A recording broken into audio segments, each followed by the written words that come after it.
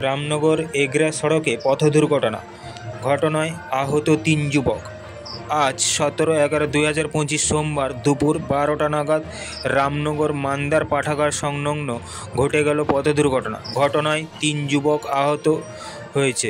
সূত্রে আজ দুপুর 12টা নাগাদ রামনগর এগরা সড়কে রামনগর মান্দার পাঠাগার সংলগ্ন এক ইঞ্জিন রিক্সা রাস্তা পারাপারের সময় রিক্সার গা বরাবর স্পর্শ করে পাশে থাকা লরির সঙ্গে সংঘর্ষ হয় এক মোটর বাইকের।